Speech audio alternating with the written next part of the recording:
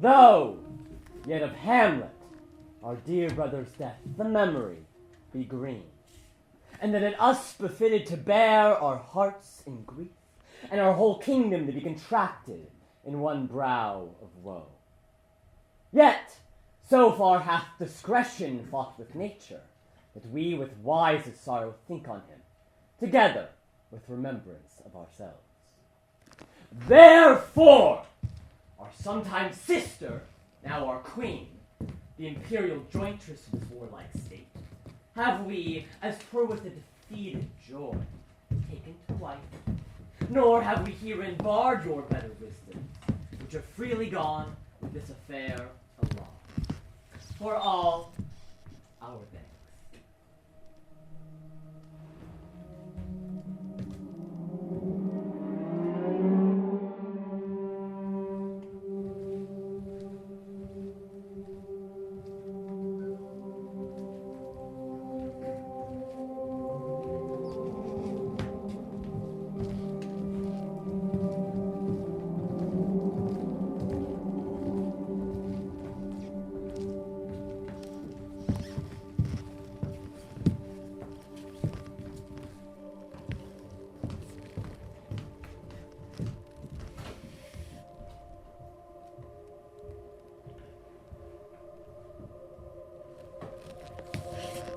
And now, Laertes, what's the news with you? You told us of some suit. What is Laertes? My dread lord, your leave in favor to return to France. Have you your father's leave? What says Polonius? He hath, my lord, wrung from me my slow leave. I do beseech you, give him leave to go. Take thy fair hour, Laertes. Let time be thine, and thy best graces spend it at thy will. But now, my cousin and my daughter, Hamlet, A little more than kin and less than kind. how is it that the clouds still hang on you? Not so, my lord. I'm too much in the sun. Good Hamlet, cast thy netted colour off, and let thine eye look like a friend on Denmark. Do not forever let thy veiled lids seek for thy noble father in the dust. Thou know'st 'tis common. All that lives must die, passing through nature to eternity. Aye, madam. It is common. If it be, why seems it so particular with thee? Seems, madam. Nay, it is. I know not seems. 'Tis not alone the river in mine eye, nor windy suspiration of forced breath, nor the dejected behavior of the visage, together with all forms, moods, shapes of grief, that can denote me truly. These, indeed, seem, for their actions, that a man might play. But I have that within which passeth show. These but the trappings and the suits of woe. 'Tis sweet and commendable in your nature, Hamlet, to give these morning duties to your father. Hamlet! To persevere in obstinate condolement is impious stubbornness, and in truth shows a will most incorrect to heaven, a fault against the dead, a fault to nature, to reason, most absurd.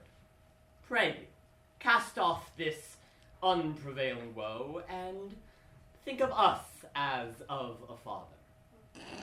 For, let the world take note, that with no less nobility of love than that which dearest father bears his child, do I impart towards you. For your intent in going back to school in Wittenberg, it is most retrograde to our desire, and we beseech you, bend you, to remain here, in the cheer and comfort of our eye, our chiefest courtier, cousin, and our daughter. Let not thy mother lose her prayers, Hamlet. I pray thee, stay with us. Go not to Wittenberg. I shall in all my best obey you, madam. Why, 'tis a loving and fair reply. Be as ourself in Denmark. Madam,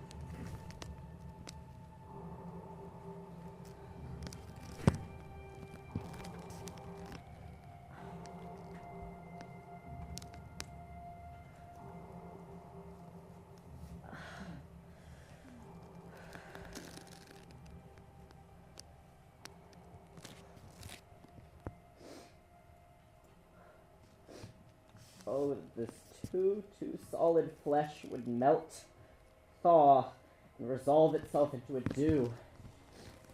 Or that the everlasting had not fixed his cannon against self-slaughter. Oh, God! How weary, stale, flat, and unprofitable seem to be all the uses of this world. Fie on it! Fie! 'Tis an unweeded garden that grows to seed. Things rank and gross in nature possess it merely. That it should come to this. But 2 months dead. Nay, not so much. Not 2. So excellent a king that was to this Hyperion to a satyr. So loving to my mother that he might not beteem the winds of heaven visit her face too roughly. Heaven and earth, must I remember? Why, she would hang on him as if increase of appetite had grown by what it fed on. And yet, within a month, let me not think on it. L.T. thy name is woman. A little month, or ere those shoes were old, with which she followed my poor father's body like Niobe, all tears. Why she, even she forgot a beast that once discourse of reason would have mourned longer. Married with my uncle, my father's brother, but no more like my father than I to Hercules. Within a month she married. Almost wicked speed, post with such dexterity to incestuous sheets. It is not, nor it cannot come to good. But break my heart, for I must hold my tongue. Answer, your lordship! Horatio, Here, sweet lord, and your poor servant ever. my good friend. I'll change that name with you.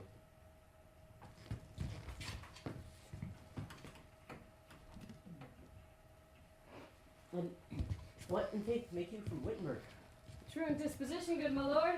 What is your affair in Elsinore? Will teach you to drink deep ere you depart.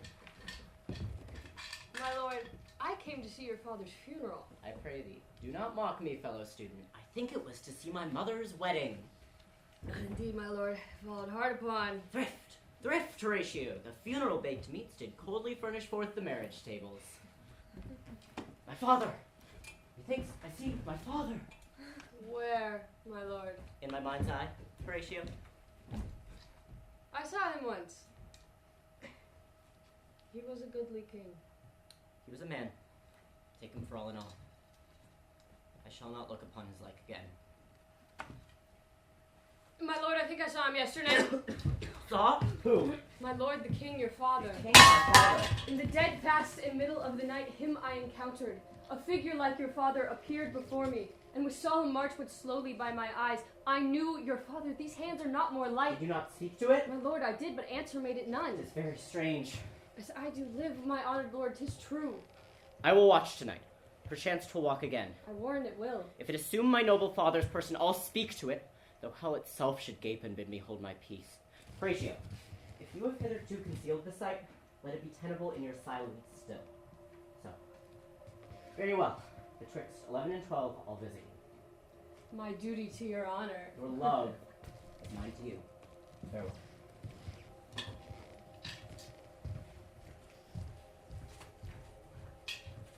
My father's spirit returned. All is not well. I doubt some foul play. Would that the night were come. Till then, sit still, my soul. Foul deeds will rise, though all the earth o'erwhelm them, to men's eyes.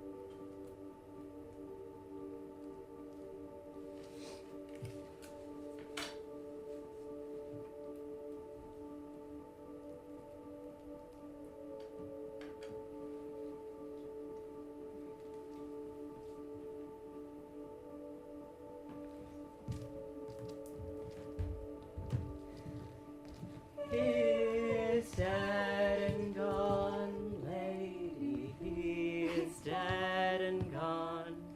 At his head a grass-green turf, at his heels a stone.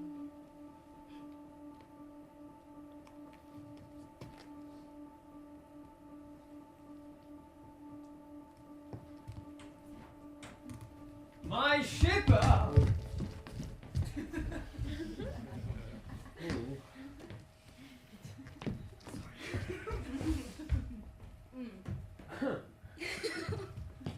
My ship is ready. Now farewell, my sister. If the wind blows towards England, do not sleep, but write to me and let me hear from you. Do you doubt that? Or Hamlet and the trifling of her favor. Hold it a fashion and a toy in blood, the pastime and suppliance of a minute, no more. No more but so. Perhaps she loves you now, but you must fear and weigh what blows your sweetheart may sustain if with too trusting ear you hear her songs.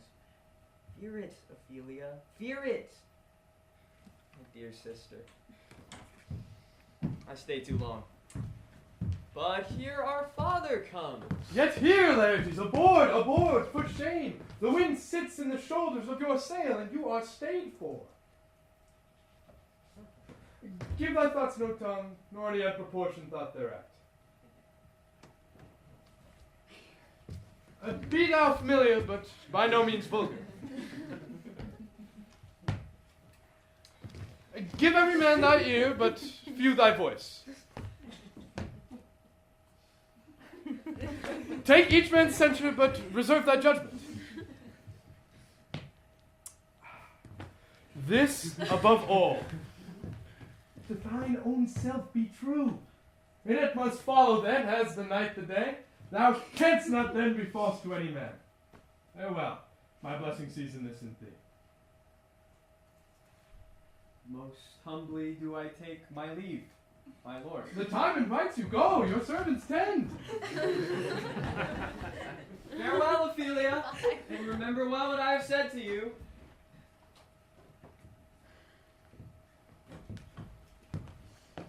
What is't, Ophelia, he hath said to you? So please you, something touching the Lord Hamlet.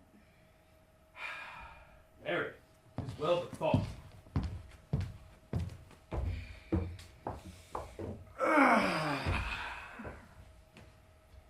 'Tis told to me she hath very oft of late sought private time with you, and you yourself have of your audience been most free and bounteous. If it be so, and so 'tis put on me, and that in way of caution I must tell you. You do not understand yourself so dearly as it behooves my daughter and your honor. What is't between you? Give me up the truth. He hath, my lord, of late made many tenders of his affection to me. Affection! He! You speak of a green girl. Do you believe his tenders, as you call her? I do not know, my lord, what I should think. Well, I'll teach you. Tender yourself more dearly. Or, not to crack the wind of the poor phrase, running it thus, you'll tender me a fool! My lord, he hath importuned me with love in honorable fashion. Aye, fashion you may call it. Go to, and go hath given to. countenance to his speech, my lord, with almost all the holy vows in heaven. Do not believe her vows, for they are brokers, breathing like sanctified and pious bawds. I would not, in plain terms, from this moment forth, have you so slander any moment leisure as to give words or talk with the Lady Hamlet. Look to it, I charge you.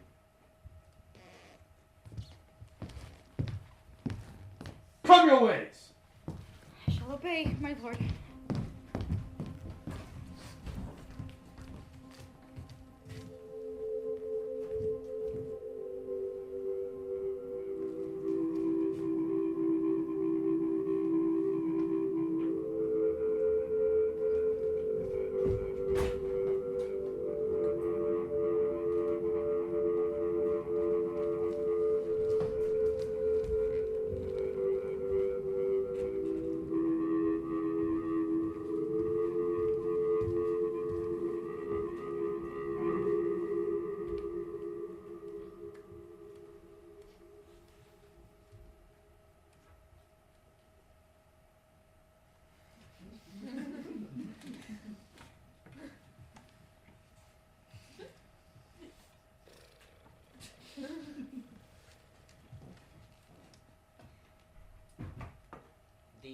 air bites shrewdly. It is very cold.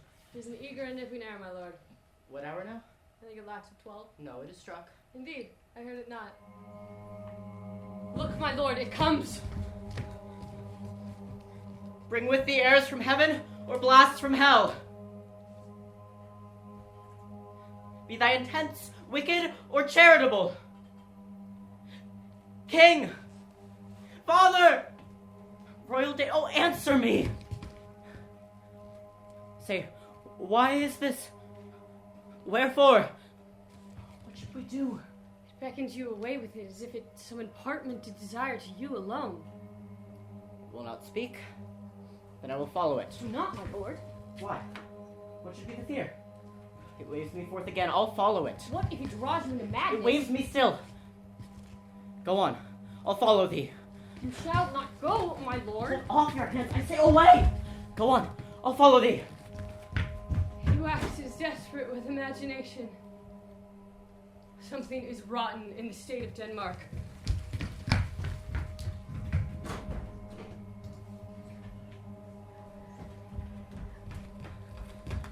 Where wilt thou lead me? Speak. I'll go no further. My hour is almost come. Alas, poor ghost. Pity me not, but lend thy serious hearing to what I shall unfold. Speak. I'm bound to hear. So art thou to revenge when thou shalt hear. What? I am thy father's spirit, doomed for a certain term to walk the night, if thou didst ever thy dear father love. Oh God.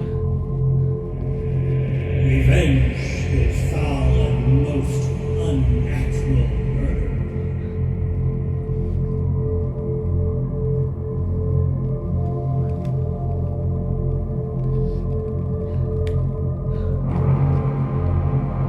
Murder.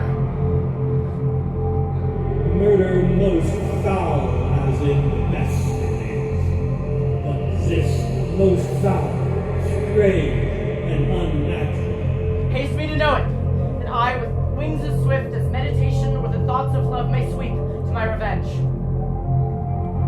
I find thee apt, 'tis given out that sleeping in my orchard, a serpent stung me. But know, thou noble youth, the serpent that did sting thy father's life now wears his crown. Oh, my prophetic soul, my uncle! I, that incestuous, that adulterate beast, with witchcraft of his wit, with traitorous gifts, oh, wicked wit and gifts, that have the power so to seduce, one to his shameful lust, the will of my most seeming virtuous queen. If thou hast nature in thee, bear it not. Let not the royal bed of Denmark be a couch for luxury and damned incest. Adieu, adieu, Hamlet, remember me.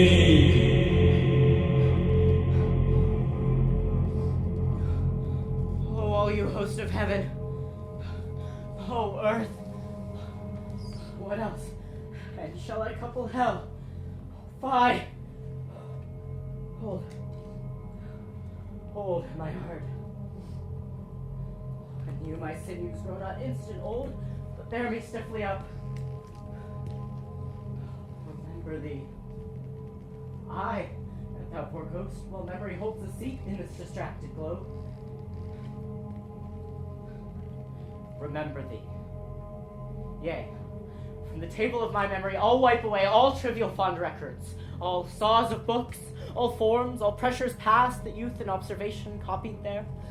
And thy commandment, all alone, shall live within the book and volume of my brain, unmixed with baser matter. Yes, by heaven. O most pernicious woman, O villain, villain. Smiling, damned villain. My lord! My lord! So be it. How is my lord? What news, good my lord? Oh, wonderful. Good my lord, tell it. No. You'll reveal it. Not I, my lord, by heaven. How say you then? Will you be secret? I by heaven, my lord. There's ne'er a villain dwelling in all Denmark, but he's an arrant knave. There needs no ghost, my lord, come from the grave to tell me this. Am I right? You're in the right. I hold it fit that we shake hands and part. You, as your business and desire, shall point you, for everyone has business and desire, such as it is. And for my own poor part, look, you all go pray. These are but wild and whirling words, my lord. Sorry to offend you, heartily. Yes, heartily. There's no offense, my lord. I by St. Patrick, but there is, Horatio, and much offense too. Touching this vision here, it is an honest ghost, that let me tell you. For your desire to know what is between us, or master it as you may. And now, my good friend, give me one poor request. What is, my lord? I will. Never make known what you have seen tonight. My lord, I will not. Nay, but swear it. Propose the oath. Never to speak of this that you have seen. Swear by my sword.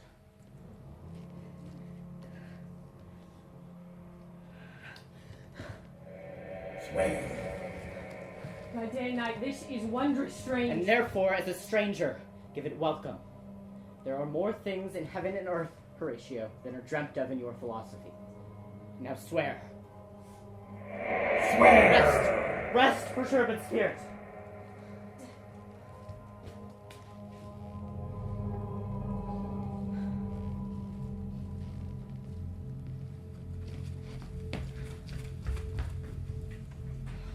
The time is out of joint. Oh, cursed spite. If ever I was born to set it right.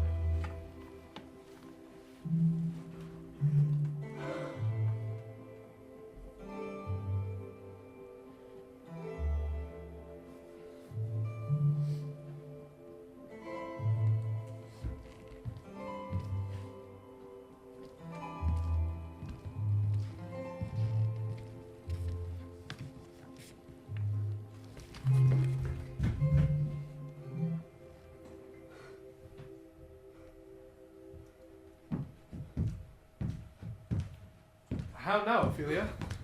What's the matter? Oh, my lord, I've been so frightened. With what?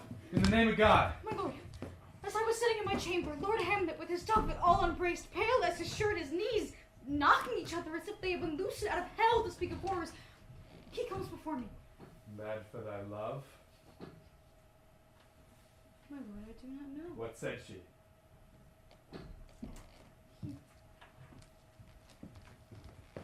Took me by my wrist and held me hard, and felt such perusal of my face as he would draw it. Long stayed he so.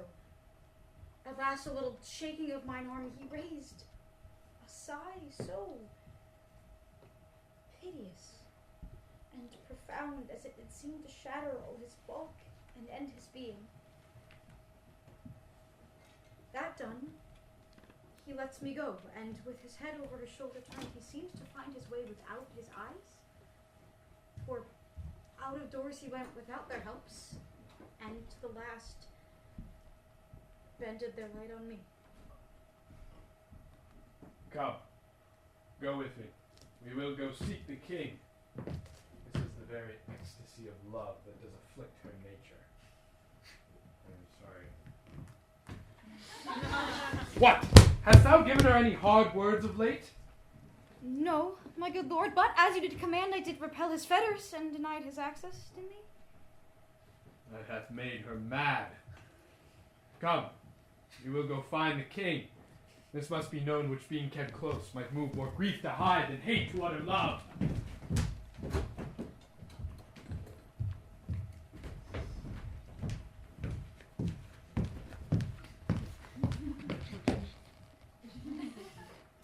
Good Rosencrantz and Guildenstern, my lord, are joyfully arrived. Thou still hast been the father of good news. Have I, my lord? I assure you I hold my duty as I hold my soul, both to my God and to my gracious king. And I do believe I have found the very cause of Hamlet's lunacy. Oh, speak of that. That do I long to hear. Give first admittance to that Rosenstern. My news shall be fruit to that great feast. Thyself do grace to them and bring them in.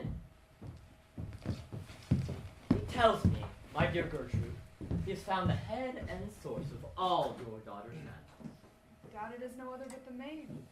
Father's death and our hasty marriage. Well, we shall sift her.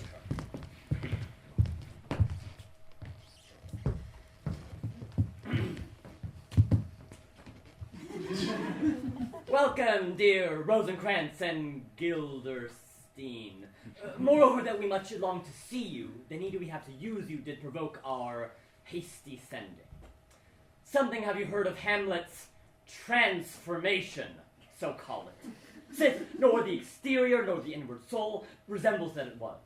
What it should be, more than her father's death that has put her so far from the understanding of herself, I cannot dream of. We entreat you both that, being of so young days brought up with her, that you vouchsafe your rest here in our court some little time, so by your companies to draw her on to pleasures, and to gather, as much as from occasion you may glean, whether aught to us unknown afflicts her thus, that opened lies within our remedy. Your visitation shall receive such thanks as it the king's remembrance. Both your majesties might, by the sovereign power you have of us, put your dread pleasures more into command than to entreaty. But we both obey, and here give up ourselves, and ruffle that flare service freely at your feet to be commanded. Thanks, Rosencrantz and Guildenstern. Thanks, Guildenstern and gentle Rosencrantz. I now beseech you instantly to visit my too much changed daughter.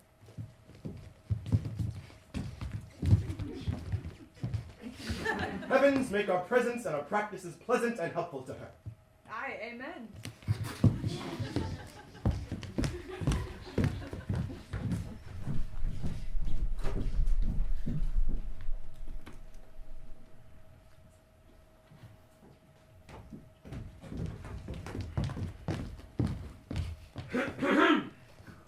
This business is well ended, my liege and madam, to expostulate what majesty should be, what duty is, why day is day, night, night, and time is time, were not but to waste night, day, and time. Therefore, since brevity is the soul of wit, I will be brief. Your daughter is quite mad. Mad call I henceforth to define true madness, what is to be. Nothing else but mad. But let that go. More matter, with less art. I swear I use no art at all. That she is mad, 'tis true. 'Tis true, 'tis pity, and pity 'tis true. The foolish figure, but farewell it. For I will use no art. Mad, let us grant it then, and now remains that we find out the cause of this effect, or rather say, the cause of this defect, for this effect, defective, comes by cause. Thus it remains, and the remainder thus. Perpend.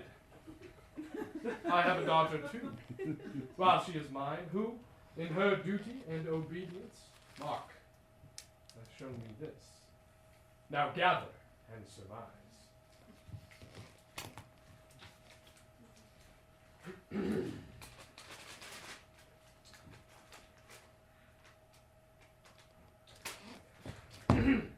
To the celestial in my soul's idol, the most beautified Ophelia. That's an ill phrase. Beautified?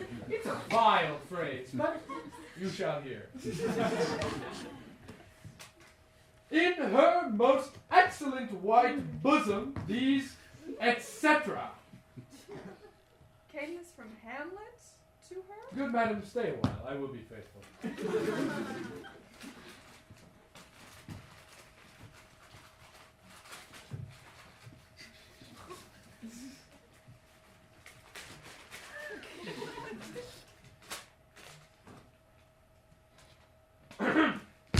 Doubt thou that the stars are fire? Doubt thou the sun doth move? Doubt truth to be a liar, but never doubt I love. Oh, Ophelia, my soul is ill at these numbers. I have not art to reckon my groans, but that I love thee best, oh most best, believe it. Thine evermore, while this machine is to him Hamlet. This in obedience hath my daughter shown me. But how hath she received this love? My daughter thus did I bespeak. This must not be. And then I precepts gave her that she should lock herself from Hamlet's sight, admit no messenger, receive no tokens, which, being done, she took the fruits of my advice, and Hamlet, thus repulsive, a short tale to make, fell into the madness wherein now she raves, and all we mourn for. Do you think 'tis this? Maybe, very likely. Hath there been such a time, I'd fain know that I have positively said 'tis so, when it proved otherwise? Not that I know. Shall maybe try this further? You know, sometimes she walks 4 hours together in the lobby. So she does indeed. Be you and I behind an arras then. Mark the encounter, and if she love her not, be not from her reason fallen thereon, let me be no assistant for a state. We will try it. But look where sadly the poor wretch comes. Gertrude, father and myself, lawful espials, may thus of their encounter frankly judge if it be the affliction of her love or no that thus she suffers for. We shall obey. Gracious, so please you.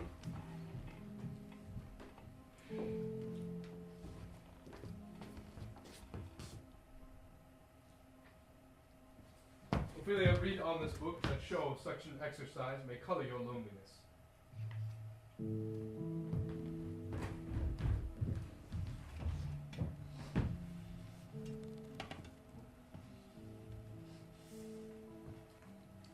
Be or not to be?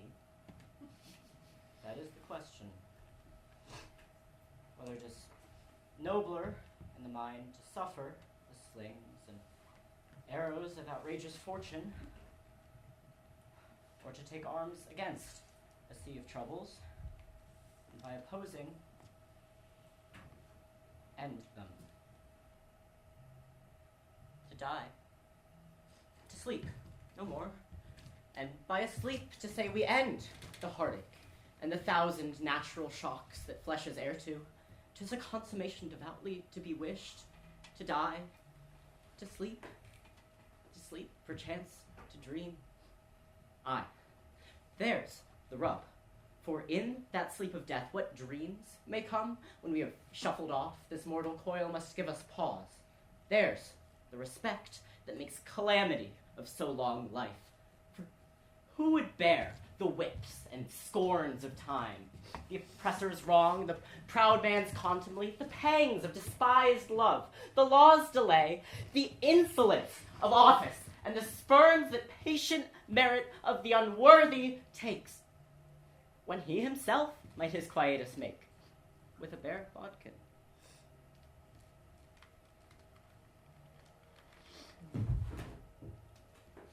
Who would fardels bear to grunt and sweat under a weary life?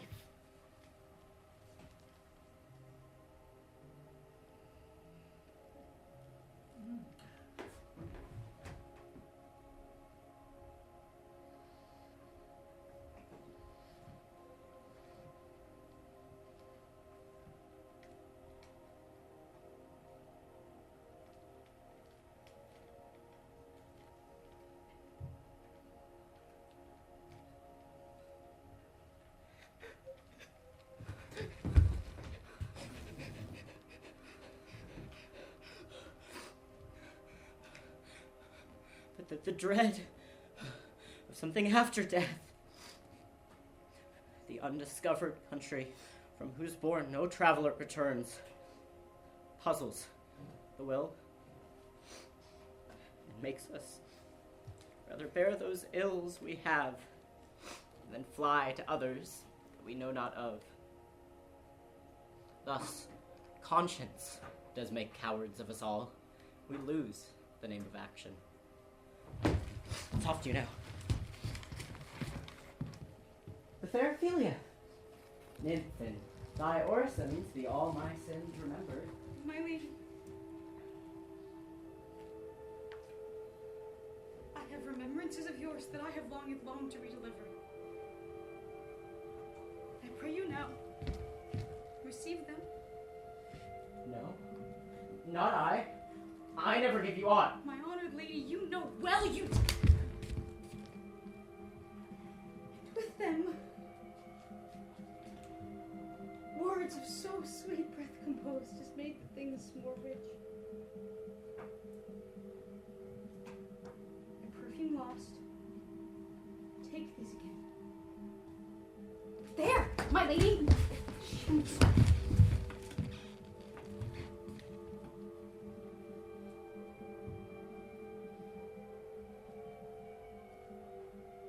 I did love you once.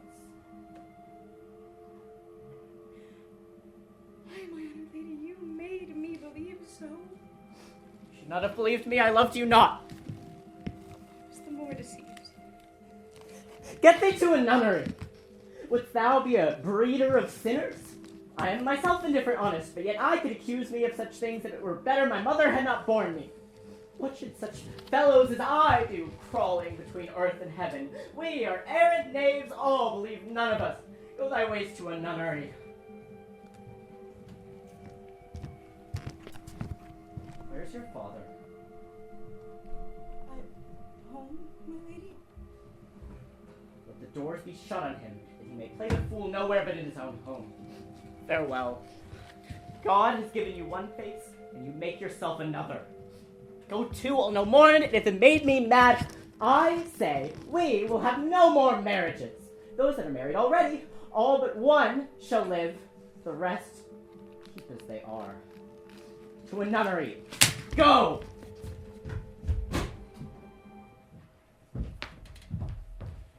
Ophelia, you need not tell what Lady Hamlet said. We heard it all.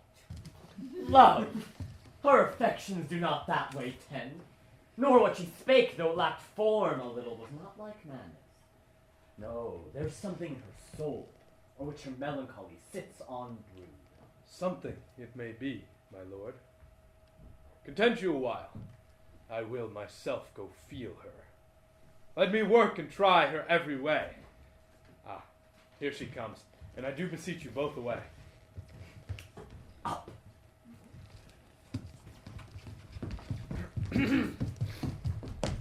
How does my Lady Hamlet? Well, God a mercy. Do you know me, my lady? Excellent well. You are a fishmonger. Not I, my lady. Yet I would you were so honest a man. Honest, my lady? I, sir, to be honest, as this world goes, is to be one man picked out of 10,000. That's very true, my lady. For if the sun breed maggots in a dead dog, being a good kissing carrion. Have you a daughter? I have, my lady. Let her not walk in the sun. Conception is a blessing, but as your daughter may conceive, friend, I'll do it.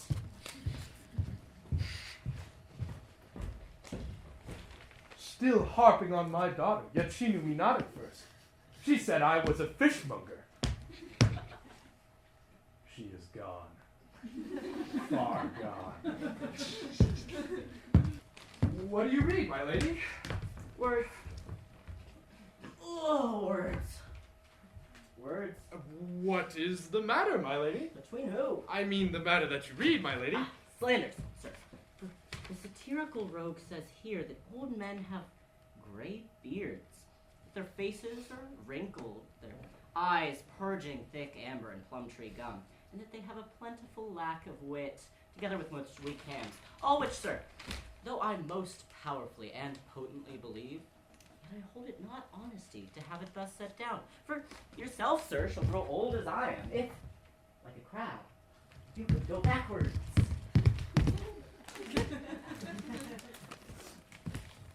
Oh, this be madness. There is method in't. Will you walk out of the air, my lady? Into my grave. Indeed, that is out of the air. Thank you.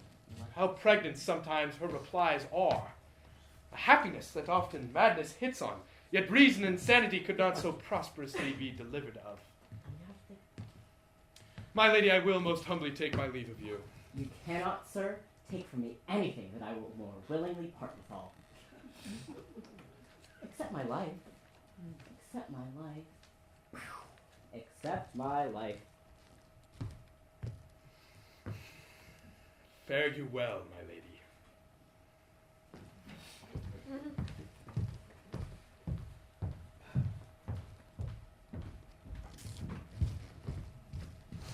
These tedious old fools. You go seek the Lord Hamlet. There he is. God save you. My honored Hamlet! My most dear Hamlet. My excellent good friends. How dost thou, Guildenstern? Oh, Rosencrantz, how do you both? Happy, and that we are not over happy. On Fortune's cap, we're not the very butt. Nor the soles of her shoe. Neither. Then you live about her waist, or in the middle of her favors. Hey, her privates there. In the secret parts of Fortune. Almost true. She is a strumpet. What's the news? None, but that the world's grown honest. Then is doomsday near. Your news is not true. Let me question more in particular. What have you, my good friends, deserved at the hands of Fortune? She sends you to prison hither. Prison? Denmark's a prison. Then is the world one. A goodly one, in which there are many confines, wards, and dungeons. Denmark being one of the worst. We think not so. Why then, 'tis none to you, for there is nothing either good or bad. Thinking makes it so. To me, it is a prison. Why, then your ambition makes it one. 'Tis too narrow for your Oh mind. God, I could be bounded in a nutshell and count myself a king of infinite space. Or not that I have bad dreams. Which such dreams indeed are ambition. For the very substance of ambition is merely the shadow of a dream. The dream itself is but a shadow. Shall we to the court? We'll wait upon you, my lady. What make you at Elsinore? To visit you, my lady, no other occasion. Were you not sent for? Is it your own inclining? Is it a free visitation? Come, deal justly with me. Come, they speak. What should we say, my lady? Why, anything but to the purpose. You were sent for. There's a kind of confession in your looks which your modesties have not craft enough to color. I know the good king and queen have sent for you, What end, my lady? that you must teach me. But let me conjure you, by the rights of our fellowship, by the consonancy of our youth, by the obligation of our ever-preserved love, and by what more dear or better proposer could charge you withal, be even and direct with me, whether you were sent for or no.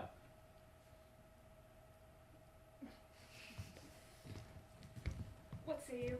I'm not gonna lose back, am I? That's fine. My lady, we were sent for. I will tell you why. My anticipation prevent your discovery. I have of late, though wherefore, I know not, lost all my mirth, forgone all custom of exercises, and indeed, it goes so heavily with my disposition that this goodly frame the earth seems to me a sterile promontory, this most excellent canopy, the air, look you, this brave or hanging firmament, this majestical roof, fretted with golden fire. Why, it appears to me no other thing than a foul and pestilent congregation of vapors. What a piece of work is man! How noble in reason, how infinite in faculty, in form and moving, how express and admirable, in action, how like an angel, in apprehension, how like a god, the beauty of the world, the paragon of animals. And yet, to me, what is this quintessence of dust? Man delights not me. No, nor woman neither, though by your smiling you seem to say so. My lady! There was no such stuff in my thoughts! Why did you laugh then when I said man delights not me? To think, my lady, if you delight not in man, what Lenten entertainment the players shall receive from you? We encountered them on the way, and hither are they coming to offer you service. My friends, you are welcome to Elsinore, but my uncle, father, and aunt, mother are deceived. In what, my dear lady? I am but mad north of northwest. When the wind is southerly, I know a hawk from a handsaw. Well be with you all. Hark you, Rosencrantz, and you too, at each era here.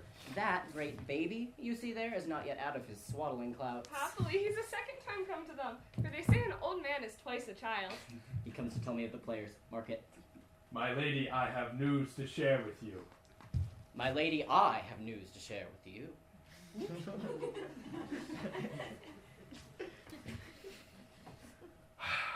The players are come hither, my lady, the very best in all the land for the genres of tragical, comical, historical, pastoral, tragical, comical, historical, pastoral, tragical, historical, historical, comical, pastoral, tragical, comical, historical, comical, pastoral, pastoral, tragical, comical, historical, pastoral, scene individual, and poem unlimited. By the God and the writ of liberty, these are the very men. Their leader has come hither to greet you. You are welcome, friend. My lord, will you see that we are prepared for the arrival of the players? By your leave, my lady. Follow him, friends. We'll hear a play tomorrow. Dost thou hear me, friend? Can you play the murder of Gonzaga? Aye, my lord. We'll have tomorrow night. You could, for a need, study a speech of some dozen or 16 lines, which I would set down and insert in it. Could you not? Aye, my lord. Very well. Follow that lord, and look you, mock him not.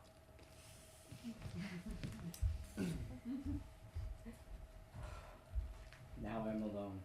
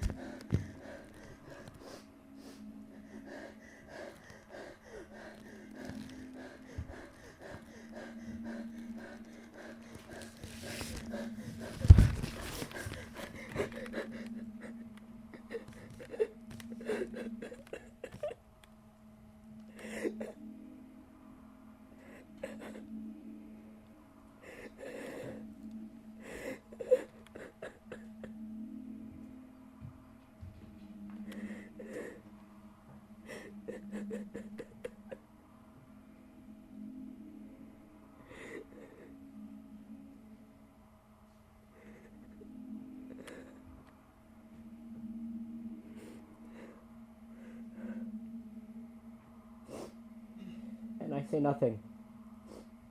No, not for a king, upon whose property and most dear life a damned defeat was made.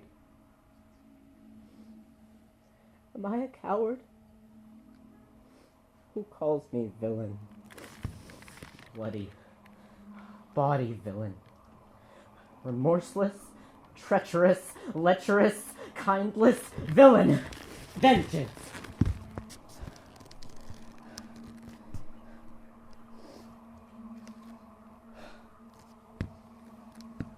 The play's the thing, wherein I'll catch the conscience of the king.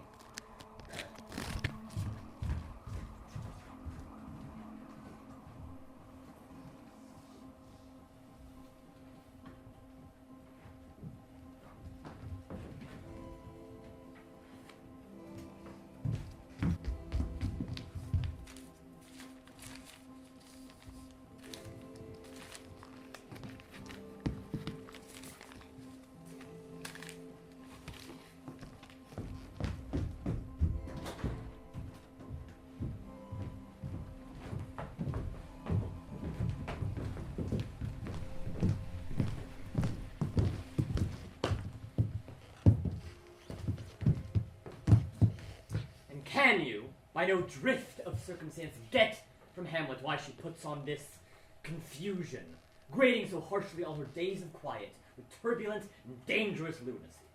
She does confess she feels herself distracted, but from what cause she will by no means speak.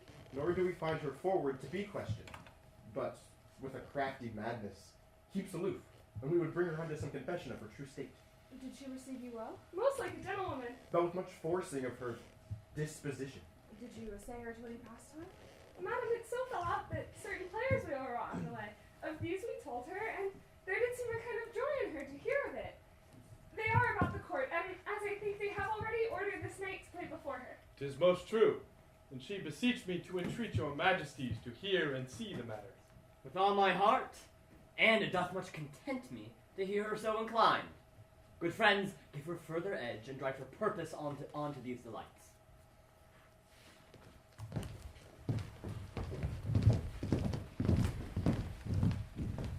How now, my lord? Will the king hear this piece of work? And the queen too, and that presently. Bid the players make haste. Horatio. Here, sweet lord, at your service. Horatio, thou art e'en as just a friend as e'er my conversation could withal. My dear lord. There's a play tonight, before the king. One scene of it comes near the circumstance which I have told thee of my father's death. I prithee, when thou seest that act afoot, observe mine uncle. If his occulted guilt do not itself unkennel in one speech, it is a damned ghost that we have seen, and my imaginations are as foul as Vulcan's anvils. Give him heedful note, for I mine eyes will rivet to his face, and after we will both our judgments join in censure of his seeming. Well, my lord. They're coming to the play. I must be idle. Get you a place. Here we are again. Rock, paper, scissors. Anyone? Oh, there's so many. Rock, paper, scissors, shoot. Rock, paper, scissors, shoot. Got your ass. Anyone else? Rock. How fares our cousin Hamlet? Excellent. A faith of the chameleon's dish. I eat the air, promise crammed. You cannot be taping so. I have nothing with this answer, Hamlet. These words are not mine. No, nor mine now. Be the players ready? My lady, they stay upon your patience. Come hither, my dear Hamlet. Sit by me. No, good mother. Here's metal more attractive. Oh ho! Do you mark that? Lady, shall I lie in your lap? No, really. I mean, my head upon your lap. I, my lady? You think I meant country? Now, Nothing, my lady. that's a fair thought to lie between a maid's legs. What is, my lady? Nothing. Oh, you are merry, my lady. You Who, are I? merry. I, my lady. What should a man do but be merry? For look you, how cheerfully my mother looks, and my father died within these 2 hours. Nay, 'tis twice 2 months, my lady. So long? Nay then, let the devil wear black, for I'll have a suit of sables. Died 2 months ago and not forgotten yet? Then there's hope a great man's memory may outlive his life half a year.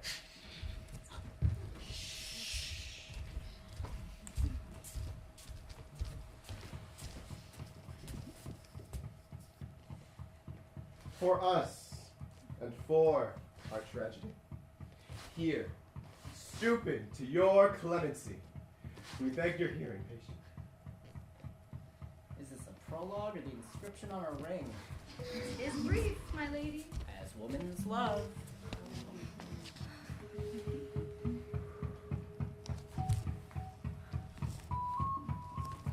This is one Lucianus, brother to the king. You are as good as a chorus, my lady. I could interpret between you and your love if I could see the puppets dallying. You are keen, my lady. You are keen. It would cost you a groaning to take off my hat.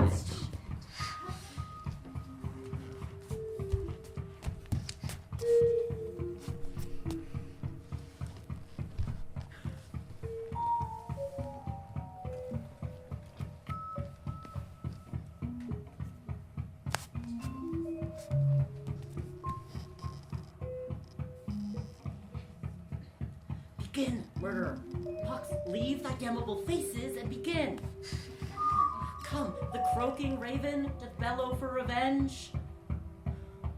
Thoughts, black, hands at drugs, fit and time agreeing, confederate season, else no creature seeing. Thy mixture rank of midnight weeds collected, thy natural magic and dire property, usurp upon wholesome life immediately. He poisons him in the garden for his estate. His name's Gonzaga. You shall see anon how the murderer gets the love of Gonzaga's wife. The king rises. What, frighted with false fire? There's my lord. Give o'er the play! Some light away.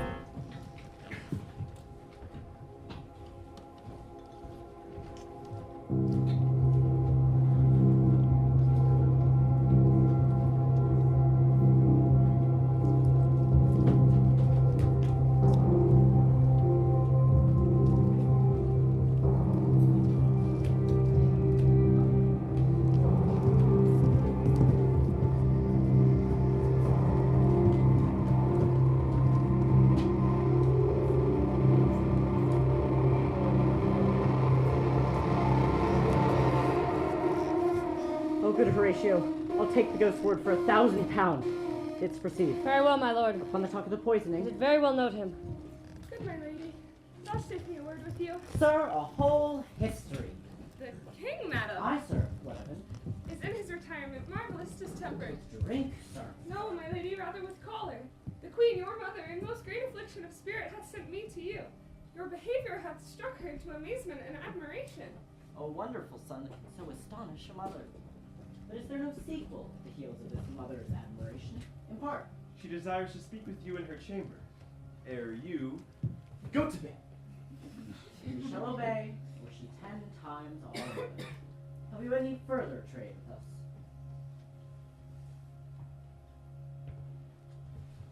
My lady, you once did love me? Good, my lady. What is your cause of distemper? You do surely bar the door upon your own liberty if you deny your griefs to your friend. Oh, the recorders. Let me see what.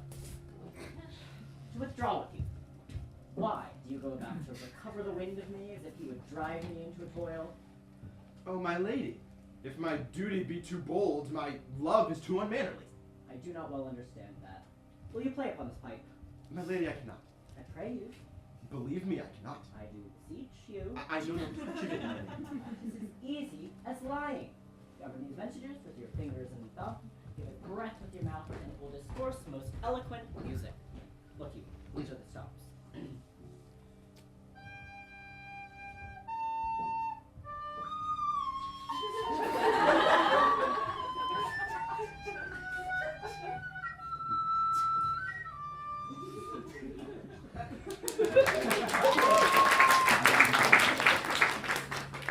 But these cannot I command to any utterance of harmony. I have not the skill. Why, look you now, how unworthy a thing you make of me. You would play upon me. You would seem to know my stops. You would pluck out the heart of my mystery. You would sound me from my lowest note to the top of my compass. And there is much music, excellent voice in this little organ, yet you cannot make it speak.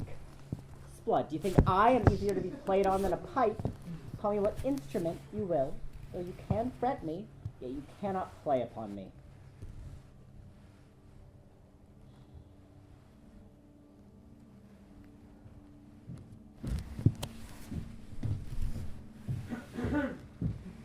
My lady, your mother would speak with you in that present.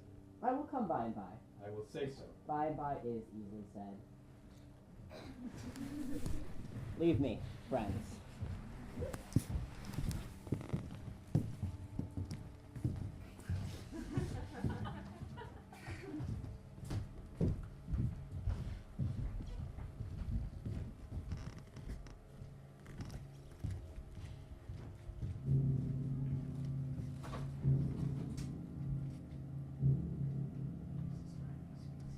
Now the very witching time of night, when churchyards yawn and hell itself breathes out contagion to the world. Now could I drink hot blood and do such bitter business as the day would quake to look on. Soft. Now to my mother. Heart, lose not thy nature. Let me be cruel, not unnatural. I will speak daggers to her, but use none.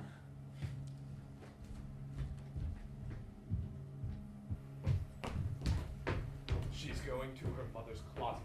Behind an arras I'll convey myself, see the procedure, and warrant to tax her home. Thanks, dear my lord.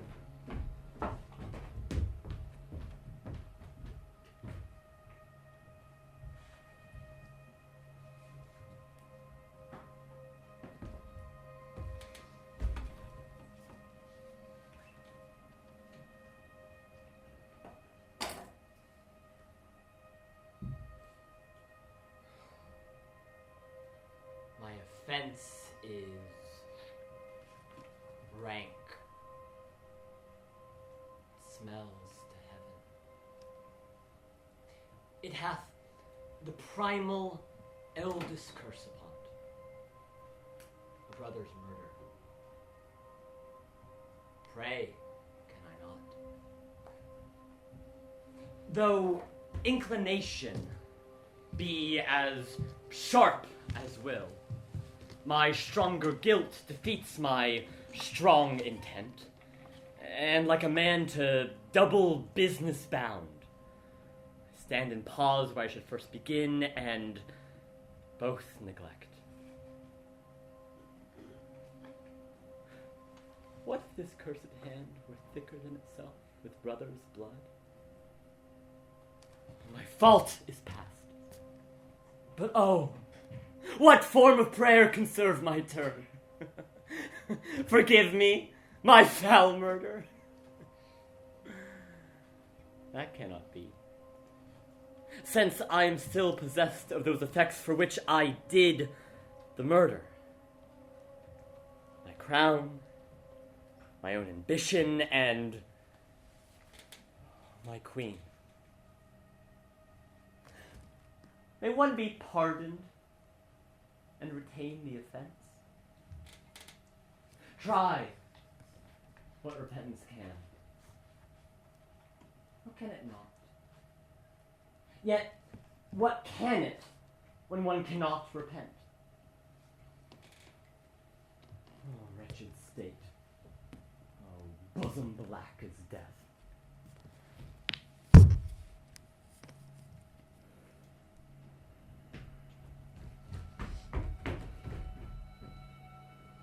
Now might I do it. Now, while he is praying. And now I'll do it. And so he goes to heaven, and so am I revenged. That would be scanned. To take him in the purging of his soul when he is fit and seasoned for his passage. The villain kills my father, and for that, I, his sole son, do this same villain send to heaven.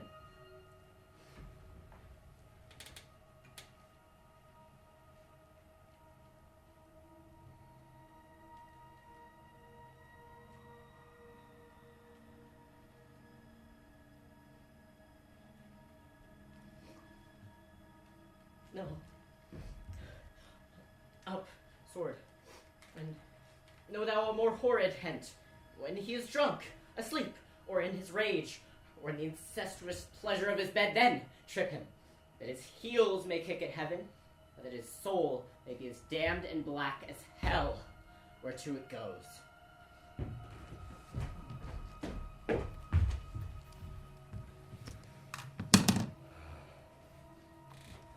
My words fly up, my thoughts remain below.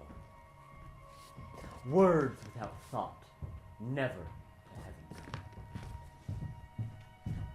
heaven. My lady, she will come straight. Look you, lay home to her. Tell her her pranks have been too broad to bear with. Pray you, be round with her. Mother!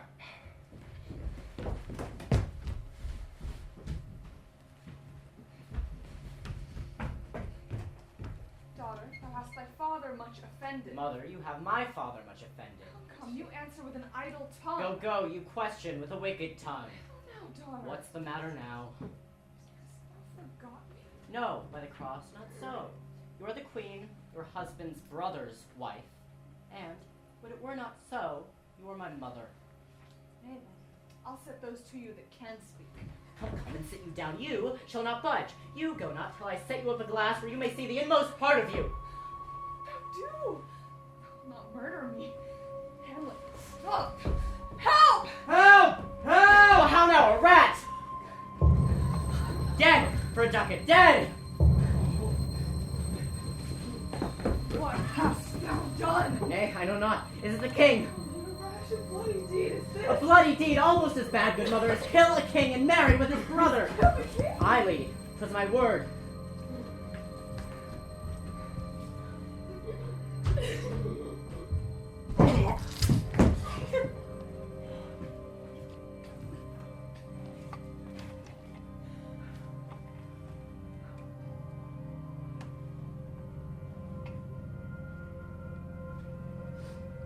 A wretched, rash, intruding fool.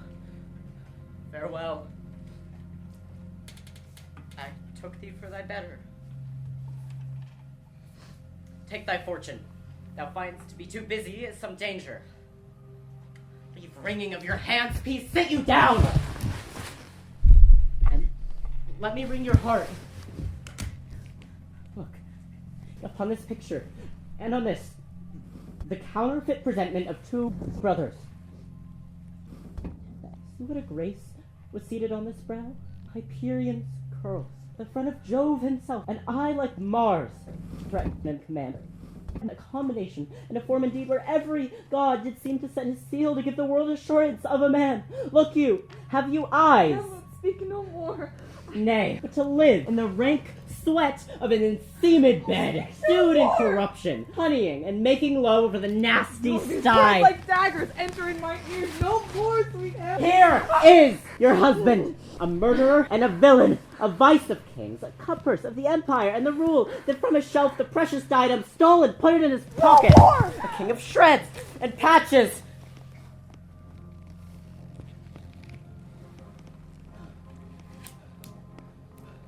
She's mad.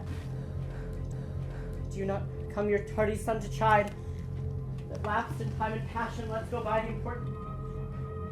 execution of your dread command? Speak. Do not forget this visitation is but to wreck thine almost blunted purpose. But look, amazement on thy mother sits. Oh, step between her and her fighting soul. Speak to her, Hamlet. How is it with you, lady? Alas, how is it you bend around vacancy with the incorporeal heir to whole discourse? Daughter, where on do you look? On him! On him! Do you see nothing there? Nothing at all. Nor did you nothing here. No, nothing but ourselves. Why, look you there! Look how it steals away! My father, in his habit as he lived. This is the very coinage of your brain, this bodiless creation. Ecstasy is very cunning in. Ecstasy! My pulse as yours does temperately keep time and makes this helpful music. It is not madness that I have uttered. Oh, the love of grace, lay not that mattering unction to your soul, that not your trespass, but my madness speaks. It will but skin and film the ulcerous place, whilst rank corruption doth infect unseen. Hamlet, thou hast cleft my heart in twain. Throw away the worser part of it, and live the purer with the other half. Good night. But go not to mine uncle's bed. Assume a virtue if you have it not. For this same Lord, I do repent. But heaven hath pleased it so. Punish me with this, and this with me. I will bestow him, and will answer well the death I gave him. So again, good night.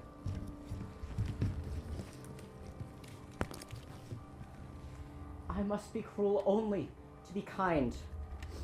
Thus, bad begins, and worse remains behind.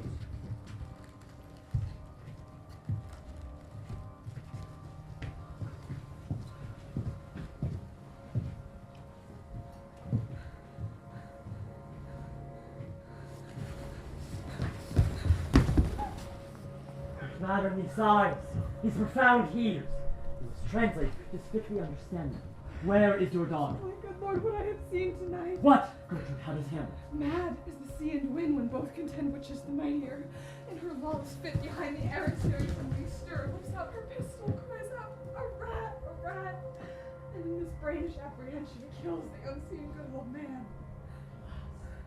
Heavy deed. It had been so with us, had we been there.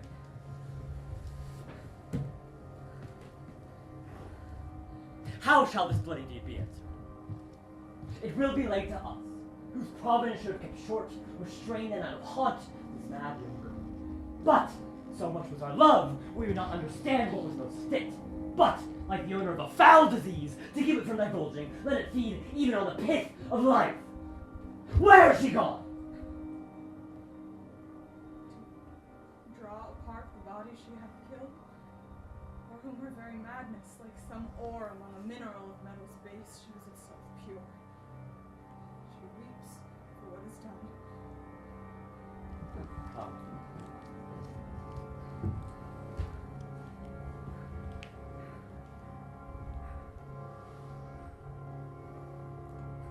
Call up our wisest friends. We know both what we mean to do, and what's untimely done. Come away. My soul is full of discord and dismay.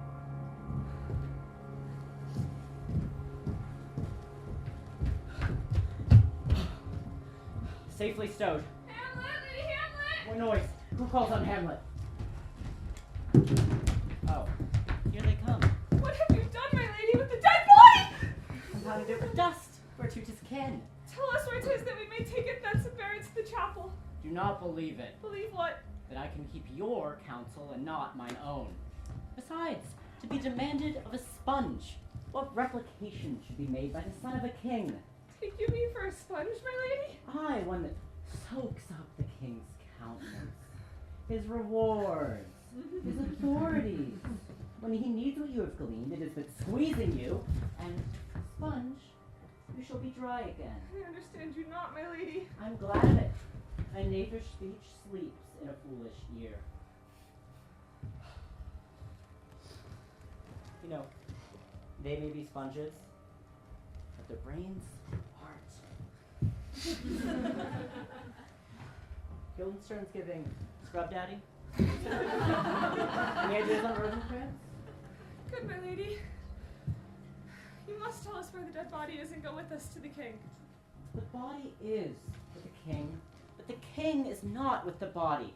The king is a thing. A thing, my lady! Of nothing. Bring me to him.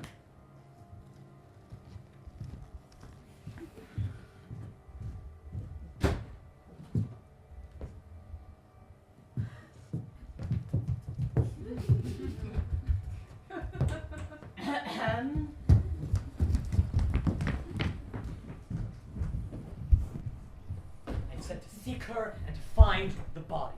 How dangerous it is if this girl goes loose. How now?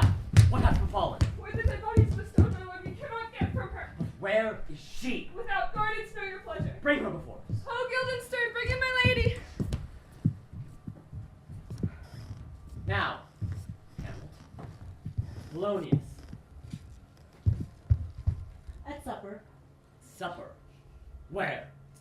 Not where he eats, but where he is eaten. A certain convocation of politic worms are eating him. The worm is your only emperor for diet. We fat all creatures else to fat us, and we fat ourselves for maggots. Your fat king and your lean beggars with variable service. 2 dishes, but to 1 table. That's the end. A man may fish with the worm that hath eat of a king, and eat of the fish that hath fed of that worm. What dost you mean by this? Nothing but to show you how a king may go progress through the guts of a beggar. Where is Polonius? In heaven. Send hither to seek. If your messenger find him not there, seek him in hell yourself. But indeed, you find him not within this month, you shall nose him as you go up the stairs into the lobby. Seek him there. He will stay till you come. Farewell, dear mother. Thy loving father, Hamlet. My mother. Father and mother is man and wife. Man and wife is one flesh, and so my mother.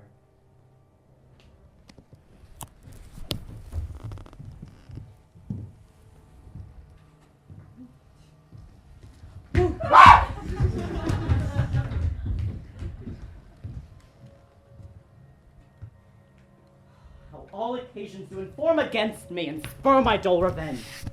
What is a man, if his chief good and market of his time be but to sleep and feed? A beast, no more. Sure, he that made us with such large discourse, looking before and after, gave us not that capability and godlike reason to fuss in us unused. Now, whether it be bestial oblivion, or some craven scruple of thinking too precisely on the event, about which quartered hath but 1 part wisdom and ever 3 parts coward, I know not why I live to say this thing's to do, so that I have cause and will and strength and means to do it. Fie on it!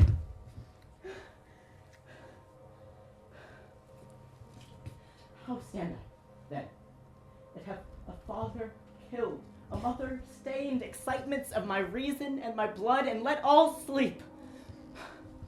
O God, from this time forth, my thoughts be bloody, or be nothing worth.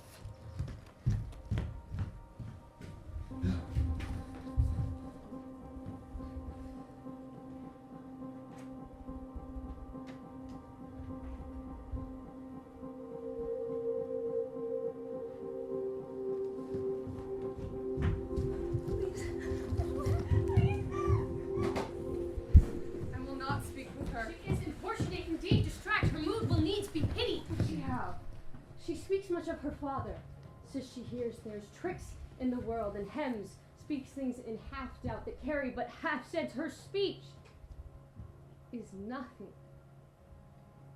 yet the unshaped use of it doth move the hearers to collection. They aim at it and botch the words up fit to their own thoughts, that as her winks and nods and gestures yield them, indeed would make them think there may be thought, though nothing sure, yet much unhappily 'twere good she were spoken with, for she may strew dangerous conjectures in ill-breeding minds. Let her come in. So full of artless jealousy is guilt, spills itself in fear to be spilled. Where's the beauteous majesty of them? Oh no, Ophelia!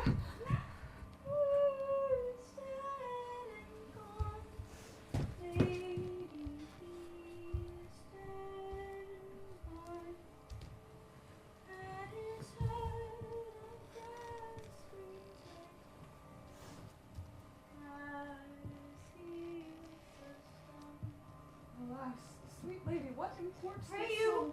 Mark! He's dead and gone, lazy larded with sweet flowers, which bewept to the grave did go with true heart.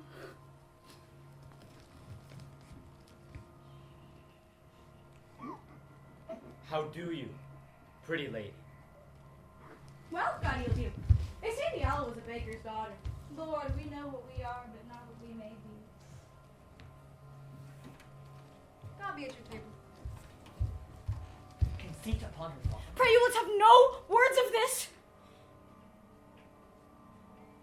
But when they ask you what it means, say you this.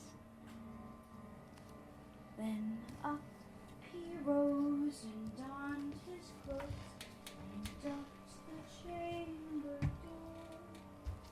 Then in a maid,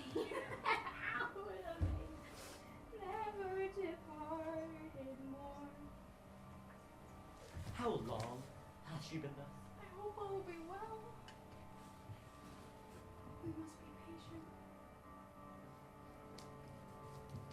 I cannot choose but weep to think they should lay him in the cold bed.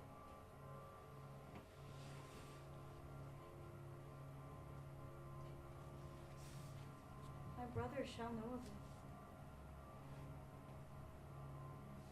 So I thank you for your good counsel. Come, my coach. Good night, ladies. Good night, sweet ladies. Good night. Good night. Good night. Good night. Good night. Good night. Good night. Follow her close. Keep good watch, I pray you.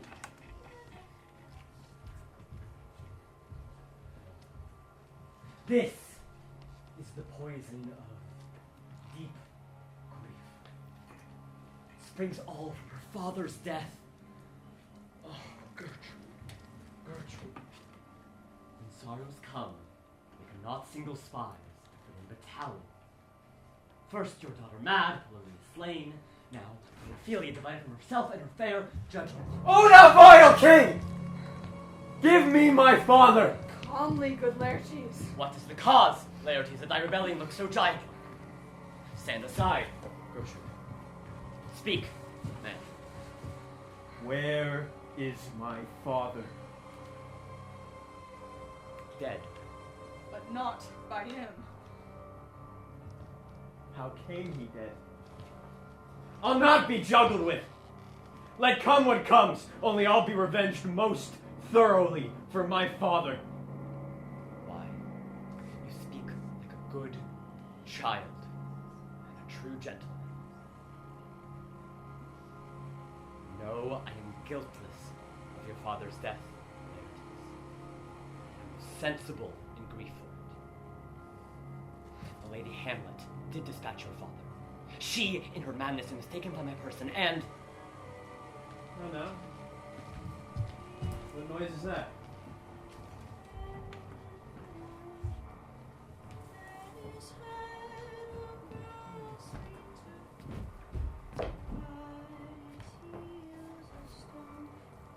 Keep dry up my brain. Tears 7 times salt burn out the sense and virtue of mine eye. By heaven, thy madness shall be paid by weight, and our scale turn the pain. Compose of me, dear maid, kind sister, sweet Ophelia. Hast thou thy wits, and didst persuade revenge, it could not move thus.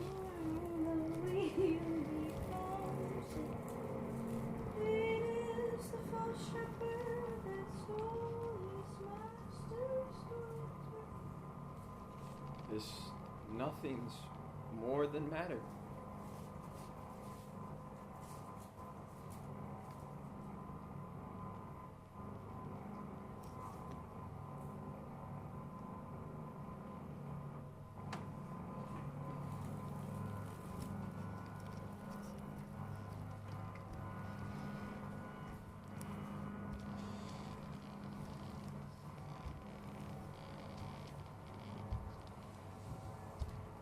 There's Rosemary. It's for remembrance. Pray love. Remember.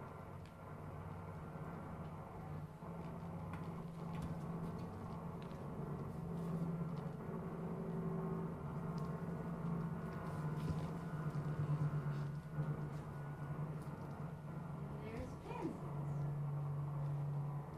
For thoughts. Documented madness. Thoughts and remembrance hidden. Fennel for you.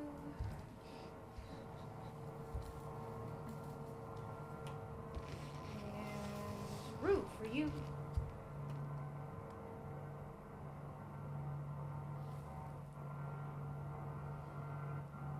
And here's some for me.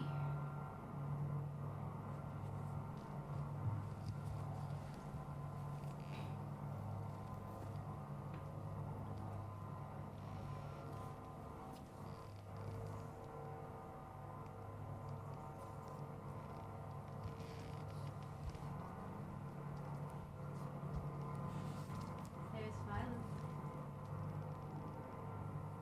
I would give you some daisies, but they withered all when my father died. Say give me the good end.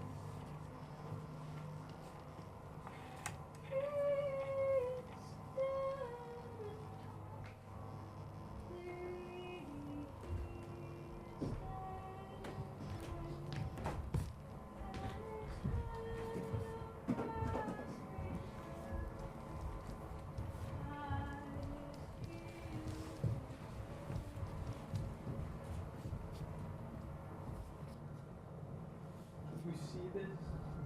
Oh God.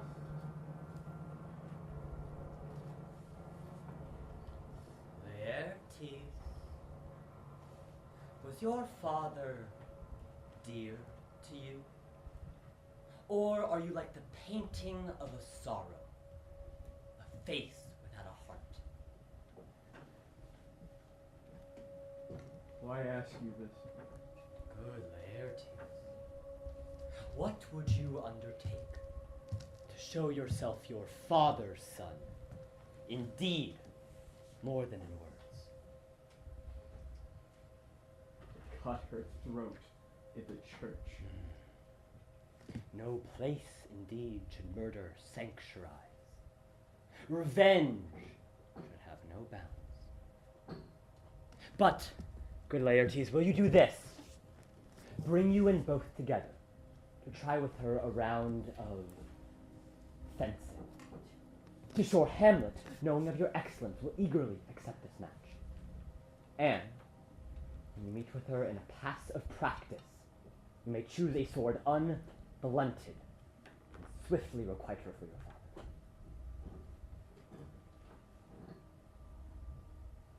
I will do it. And for that purpose, I'll anoint my sword. I bought a poison of a peddler so mortal that but dip a knife in it. No medicine can save the thing from death that is but scratched withal. I'll touch my point with this contagion that if I but gall her slightly, it may be death. Let's further think on this. This plot might fail. If that Hamlet look through our bad performance, we should have back or second.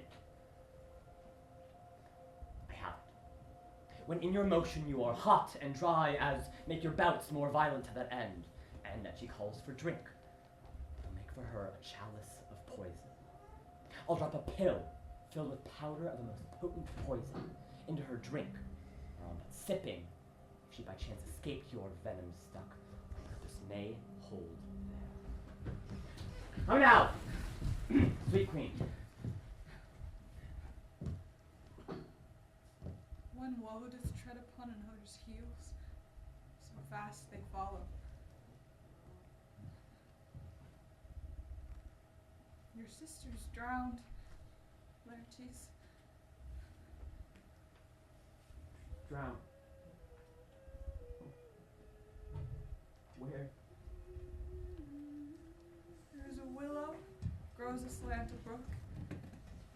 There with fantastic garlands did she come of crowflowers, nettles, daisies, and long purples. There on the pendant boughs her coronet weeds fell in the weeping brook.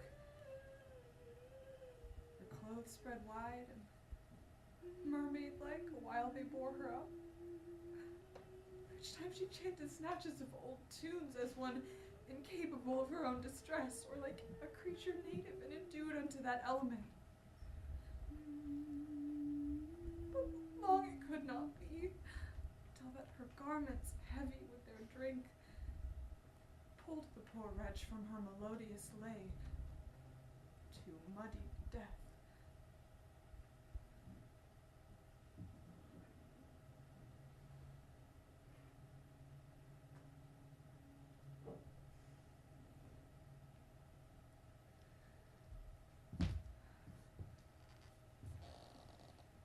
Alas, then she is drowned? Drowned.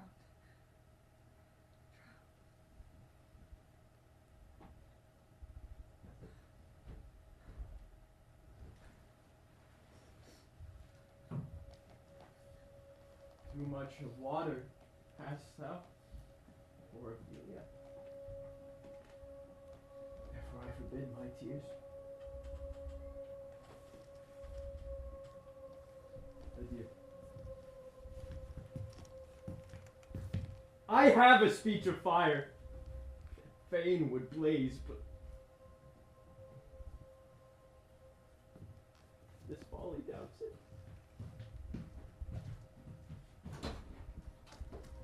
Let's follow, Gertrude. How much I had to do to calm his rage.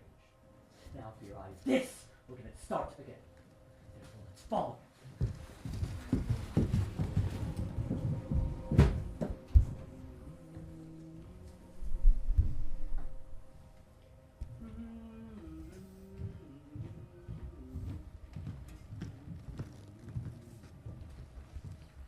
In youth, when I did love, we thought it was very sweet to contract the time for my behold. We thought there was nothing neat. Hath this fellow no feeling of his business that he sings at grave making? Custom hath made in him a property of Easiness. It seems so. The hand of little employment hath the daintier sense. But age in his stealing steps hath clawed me in his clutch, and hath shipped me into land as if I had never been such.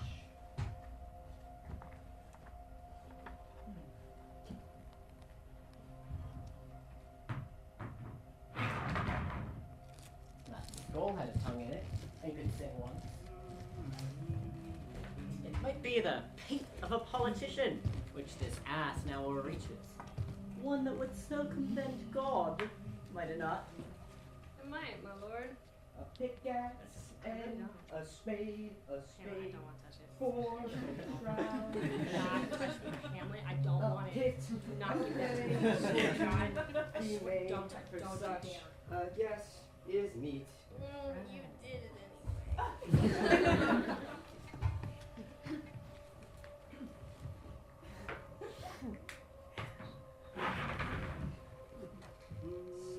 There's another!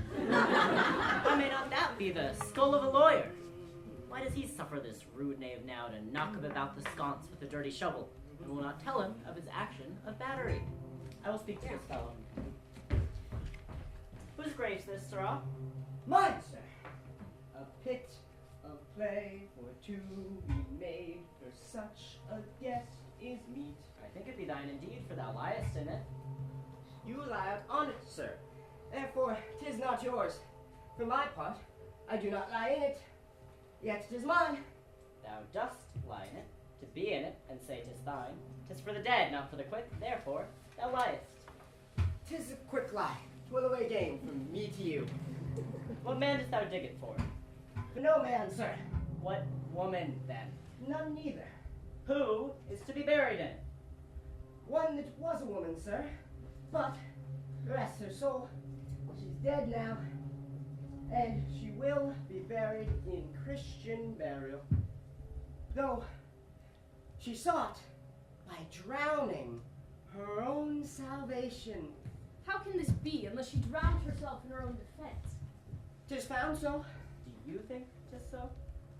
It must be her offense. It cannot be else. For here lies the point. If I go to drown myself wittingly, it argues an act. And an act hath 3 branches. It is to do, to act, to perform. Ergo, she drowned herself wittingly. Nay, but here you could Mandel. Give me leave. Here lies the water. Good. Here stands the man. Good. If the man go to the water and drowns himself, it is willy-nilly he goes. Mark you that. But if the water goes to the man and drowns him, he drowns not himself. Ergo, he that is not guilty of his own death shortens not his own life.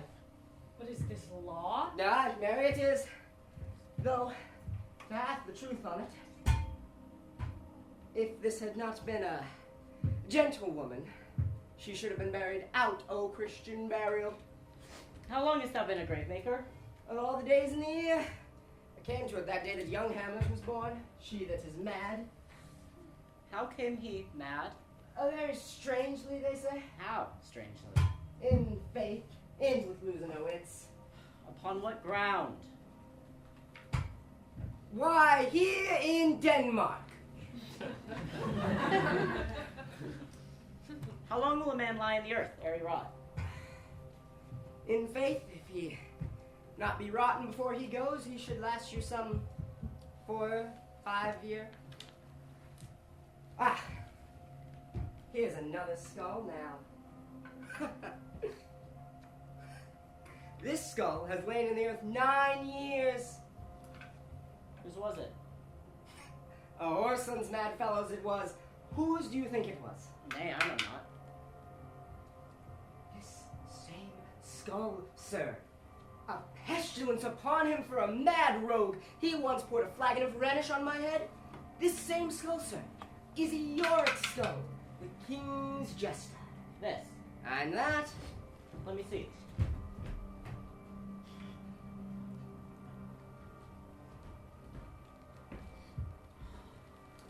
Alas, poor Yorick. I knew him, Horatio. Fellow of infinite jest, of most excellent fancy, he has borne me on his back 1,000 times. And now how abhorred in my imagination it is, and I gorge rims at it. Where be your jibes now? Your gambols, your songs, your flashes of merriment that were wont to set the table on a roar? Not one now to mock your own grinning, quite chapfallen. Prithee, Horatio, tell me one thing. What's that, my lord? Dost thou think Alexander looked to this fashion in the earth? E'en so. And smelt so? E'en so, my lord. What base uses we may return, Horatio? Why may not imagination trace the noble dust of Alexander till he find it stopping a bunghole? Alexander died, Alexander was buried, Alexander returneth into dust. It's off, decide. Here comes the king. The queen, Laertes? Who is this they follow? With such maimed rites, must have betoken the course they followed it with a desperate hand for due its own life, which was of some estate. Couch for a while, and mark. What ceremony else? Funeral has been as far enlarged as we have warranty. Her death was doubtful. It is not known if she died by her own hand, and that my command o'ersways the order. She should in ground unsanctified have lodged to the last trumpet. Must there no more be done? No more be done. We should profane the service of the dead to sing a requiem, and such rest to her as the peace-parted soul.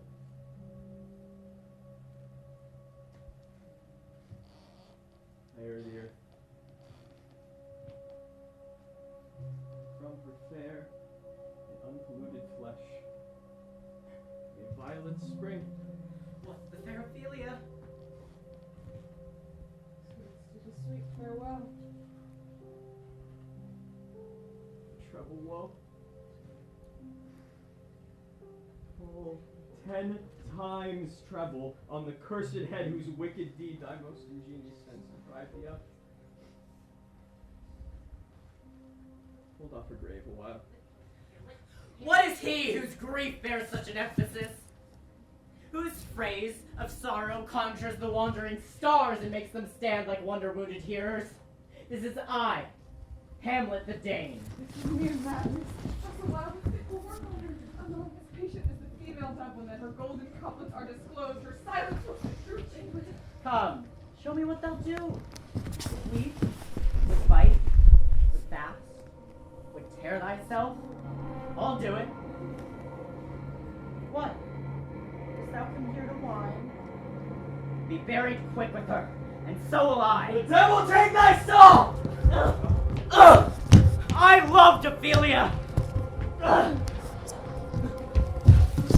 40,000 brothers could not with all their quantity of love make up my son!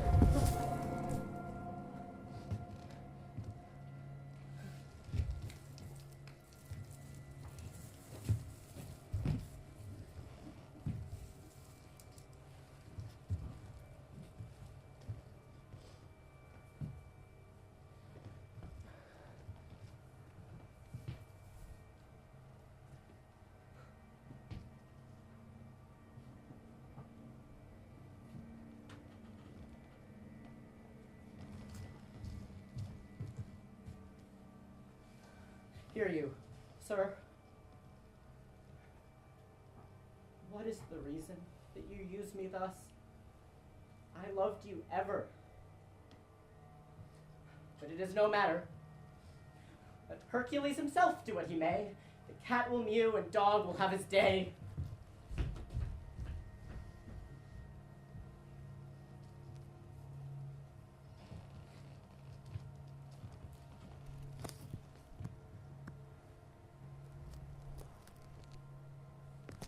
Pray you, good Horatio, wait upon her.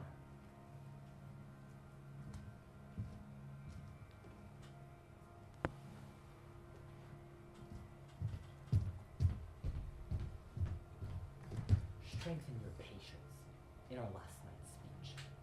We'll put the matter to the present push. Gertrude, set some watch over your daughter.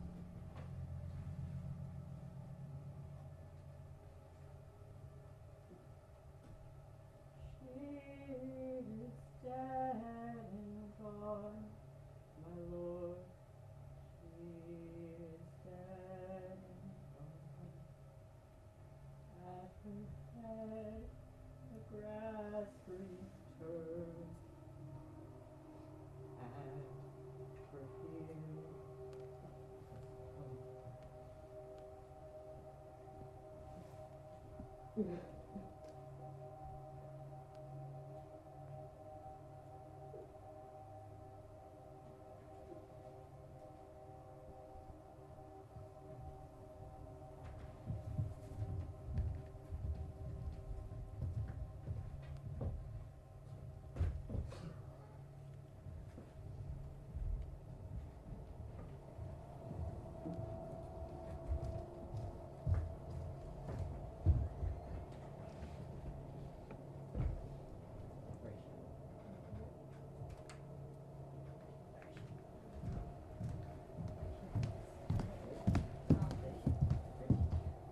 lady, if your ladyship were at leisure, I should impart a thing to you from His Majesty. I will receive it, madam, with all diligence of spirit. Put your bonnet to its right use, just for the head. I thank your ladyship, it is very hot. No, believe me, it is very cold. The wind is northerly.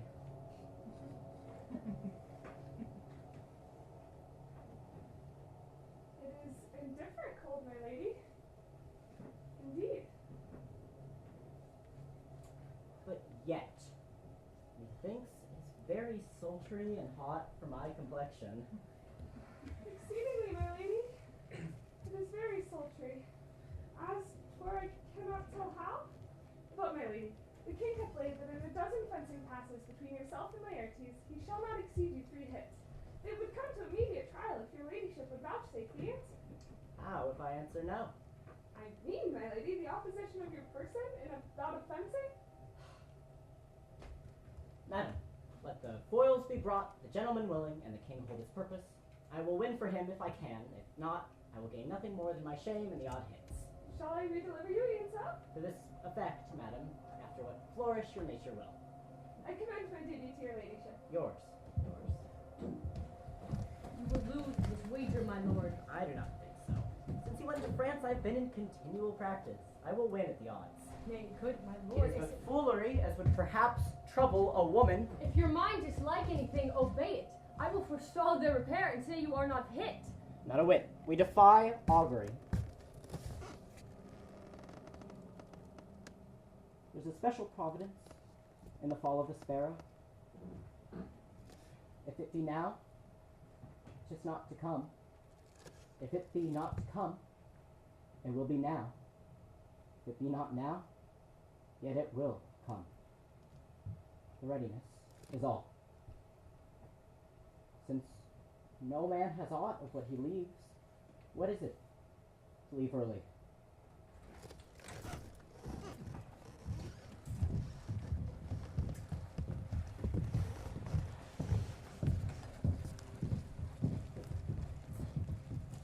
Come. Come, Hamlet, come and take this hand from me.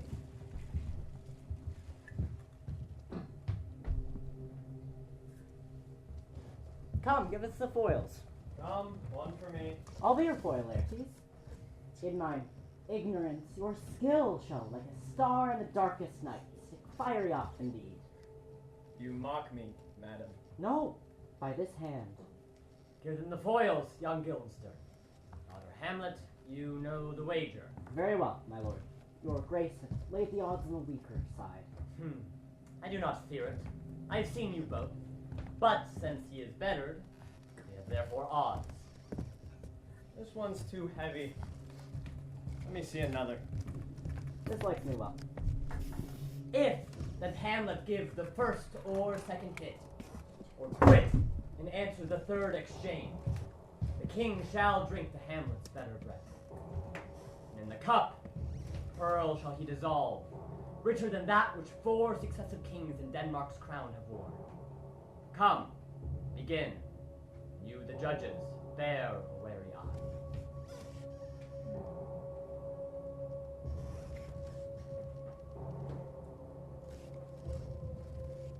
Come on, sir. Come, my lady. On guard!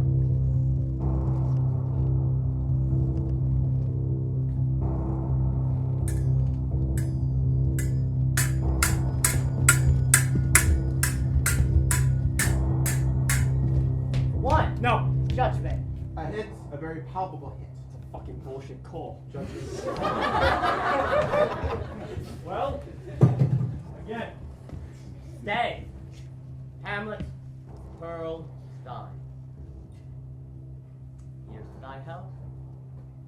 Give her the cup. I'll play this bout first. Set it by a while. Done. On guard!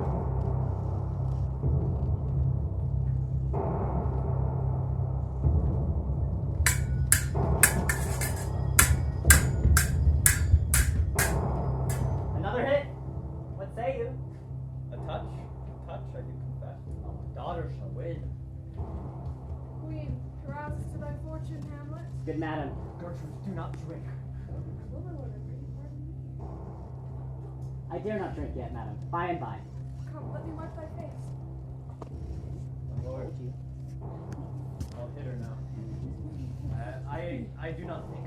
Come for the third, Laertes. You but dally. I pray you, pass with your best violence. Say you so. Come on. On guard!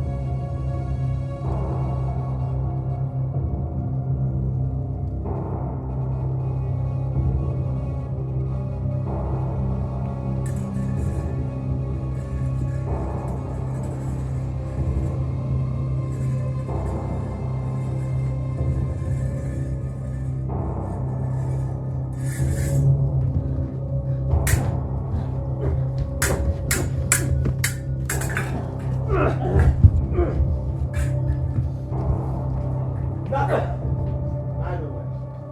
I'm at you now!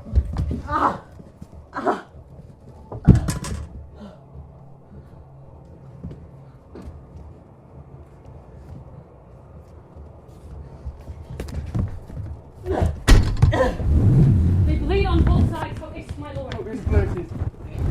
I'm justly killed with mine own treachery. How does the queen? She swoons to see them bleed. No, her. Poison. Villainy! Don't let the doors be locked! Treachery! Seek it out! It is here, Hamlet. Hamlet, thou art slain. No medicine in the world can do thee good. In thee there's not half an hour of life. The treacherous instrument was in thy hand, and baited and envenomed. Foul practice had turned itself on me. My mother's poison. I can no more. The king! The king's to blame! Wait, Venom too.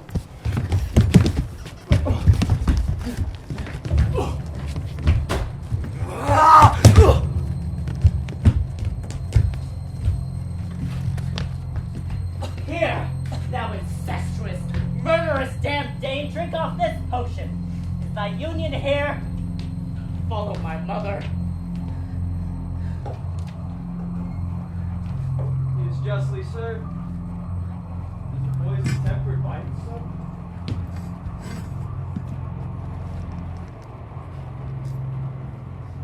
Exchange forgiveness. My father's death. Me. Me. Heaven make thee free of it.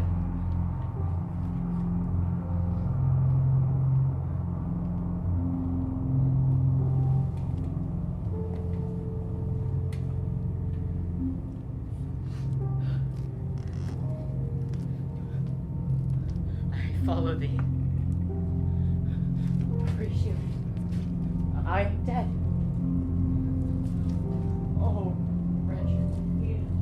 Adieu. Had I but time, but let it be. I am dead, Horatio. Thou livest. Report me and my cause aright to the unsatisfied. Never believe it. If thou didst ever hold me in thy heart and tell my story. Oh, I die, Horatio. This potent poison quite o'ergrows my spirit. The rest is Silence. Hamlet? Hamlet? Hamlet? No, no, no, no, no, no, no, Hamlet! No, you can't do this to me, Hamlet!